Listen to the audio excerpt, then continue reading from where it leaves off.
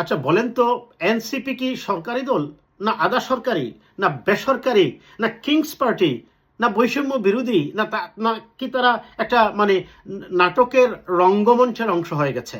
তাদের কার্যক্রম দেখে মাঝে মধ্যে মনে হচ্ছে যে তারা কোনো কিছুতেই যেন স্থির থাকতে পারতেছে না। একের পর এক তারা মনে হচ্ছে যে কেউ একজন পিছন থেকে তাদেরকে যে বুদ্ধি দেয় তারা এটা এসে মিডিয়া বলে দেয়। আজকে আমি দেখলাম যে এনসিপির আরেকজন বলতেছে যে কি নির্বাচন বিচার এবং সংস্কার না হওয়া পর্যন্ত, এবং যে সংস্কার হয়েছে সেই সংস্কারের আলোকেই নাকি আগামী নির্বাচন হবে। আচ্ছা বলেন তো, সংস্কার যেটা প্রস্তাব করা হয়েছে সেটা সংসদ ছাড়া সেটা কিভাবে আপনি অনুমোদন দেবেন এবং সেটাকে আপনি আইন হিসাবে কিভাবে পরিণত করবেন?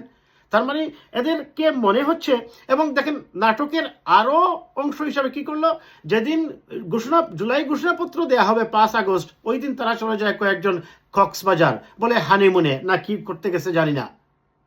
এটা এটা এক ধরনের মানে পাগলের প্রলাপ এবং একটা নাটকের রঙ্গমঞ্চ হয়ে গেছে।